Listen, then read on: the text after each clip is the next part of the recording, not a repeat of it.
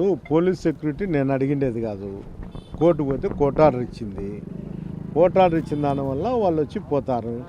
నేను గత 14 నెలలుంటే 2-3 సార్లు పోతే అదే పోలీసులను పావుగా వాడుకొని జేసీ ప్రభాకర్ నన్ను ఇంటి నుండి బయటకు పంపిస్తా వచ్చినాడు. దీనికంతా ఏంది? అతను దమ్ముంటే రా, ఇంకోటి ఏంలే.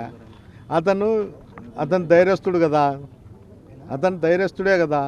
వీళ్ళంతా వ్యవస్థనంతా అడ్డు పెట్టుకోవద్దు. మనం రాత్రిలో మా ముసుగులు వేసుకొని ఇళ్ళ మీద రాళ్ళు వేపియాక మనం ఎవరింటి మీద అంటే వాడి ఇంటి మీద.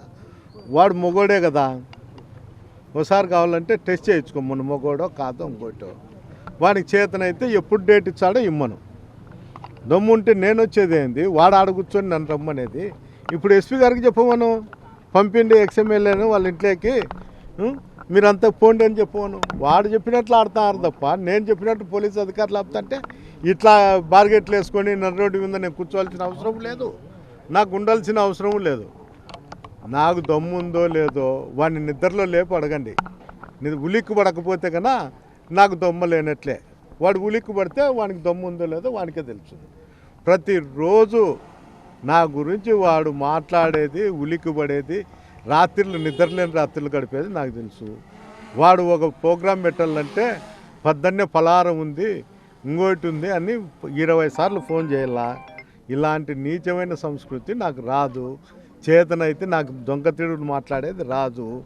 చేతనైతే వాడు కొట్లాడకొచ్చి నేను కొట్లాడతా, రాకపోతే వాని పని వాడు చేసుకుంటాడు, నా పని నేను చేసుకుంటా. ఇప్పుడు చెప్పవను, పోలీసులు అంతమంది వచ్చినారు కదా, పిలుచుకురాండి, ఏంటి కాడ మడ్డిపల్ల రోడ్లో కూర్చోపెడతారు, ఇంట్లో కూర్చోపెట్టండి, నేనే ఎప్పుడోసారి చూసుకుంటాను. వానికి ఆ ధైర్యము లేదు, ఇంకోటి లేదు. నాకైతే అలాంటి పరిస్థితి ఏం లేదు. వానికి 74 ఏళ్ళు ఉంది. నేను ఓరుకుండే 3 ఏళ్ళకి చచ్చిపోతాడు. చచ్చిపోయే వాంతో నేను యుద్ధం చేసి అనవసరంగా వాడు చచ్చే నేను కేసులు పెట్టించుకొని నేను 3 నెలలు 4 నెలల లోపల వండుకునే దానికన్నా జరిగే పరిణామాలు వాడు చచ్చినాక ఒకసారి ఊహించుకోమను. మా వంశం ఈడ ఎట్లుంటుంది ఏం కథ అని వాడు ఊహించుకుంటే వానికే తెలుస్తుంది. నేను చెప్పాల్సిన అవసరం, నా దమ్ము ధైర్యము, వాడు నా గురించి మొత్తం తెలుసు.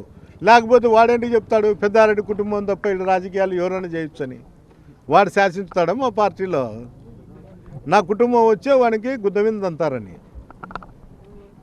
ఇట్లా అతిశేష అంటే గుద్ద మీద దాన్ని పంపించారనే వానికి భయం. వానికి ధైర్యం ఉంది కదా. ఇప్పుడు చెప్పవు, నువ్వు బార్గెట్లు ఎత్తేసి పిలుచుకురండి, మీరు సెక్యూరిటీ అయిపోయినాక మేమే చూసుకుంటామని చెప్పవను. ఎస్పీకి ఫోన్ చేసి చెప్పవను. ఎస్పీజీకి అతను చెప్పేదేమి, రానియద్దండి అని చెప్తాడు. ఇదో ఈ బార్గెట్లు పెట్టినారు. ఆఫ్ రికార్డు మీకు ఎవరన్నా ముఖ్యమైన వాళ్ళు ఉంటారు, మీడియా వాళ్ళకి ఎవరన్నా, ఆ సిఐల్ని ఎస్ఐల్ని అడగండి, ఏమయ్యా మీ పరిస్థితి ఏమి, 14 లేచి అడ్డ పెడతారని ప్రభాకర్ రెడ్డి చెప్పినాడంటారా, ఎస్పీ చెప్పినాడంటారా, వాళ్ళని అడగండి. నాకు దమ్ము ధైర్యం ఉండేది వానికి తెలుసు, వాళ్ళ అన్నకు తెలుసు, వాని కొడుకు తెలుసు, అందరికీ తెలుసు. వాని జీవిత కాలము మాతో వాడు ఫైట్ చేస్తానే ఉన్నాడు. ఏమి కాదు, ఇంతకుముందు పల్లెలలో పెడతాండే, వాళ్ళతో ఏడన్నా ఏదన్నా జరిగితే కేసులలో పెడతాండే. ఇప్పుడు వానికి చుట్టుకుంది కాబట్టి 14 లేచినప్పటి నుండి వేరే వాళ్ళకి చుట్టుకోలే, మాకు వానికే చుట్టుకుంది కాబట్టి వానికి దిక్కు తెలిలే. ఏం మాట్లాడతాడు తెలుదు, మతిస్థిమితమై చేస్తాడు. 74 ఏళ్ళు నేను కొట్టడంలో వాడు సచ్చే ఆ కర్మ అంతా నాకేంటికి? ఎట్లా సచ్చాడు ఇంకా 4 ఏళ్లకు? ఇంకా సచ్చేవాడిని పట్టుకొని నేను వానితో రాజకీయం ఆడి వాని గురించి మాట్లాడుతుండేదే తప్పు. విధిలేని పరిస్థితి, దాంతోనే వాని గురించి మాట్లాడాలా. వాడిని ఉచ్చరించినా కూడా తప్పే.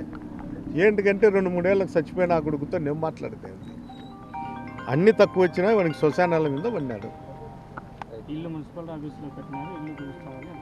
కూల్చమని చెప్తాడు కదా, వాడు మొగోడే కదా, వాని చేతిలో అధికారం ఉంది కదా, కూల్చమను. ఏమి కూల్చే నేను వద్దంటానా? వాడిని ఎట్టి పరిస్థితిలో ఏది కావాలంటే అది చేయమను. ఎట్లా కూల్చాడయా? వాళ్ళ ఆయన సొమ్మా? వానికి నాకేమన్నా ఆస్తి తగరారుండి వాడిని ఏమన్నా జరిగినానా?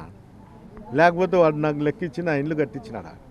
నాకు దాయాది లేడు, వానికి సంబంధము లేదు. వాడు నా ఇల్లు కూల్చాలంటే వానికి ఏం జరుగుతుందో వానికి బాగా తెలుసు. నా ఇంట్లో అంత అంచు కూడా తగలేడు వాడు.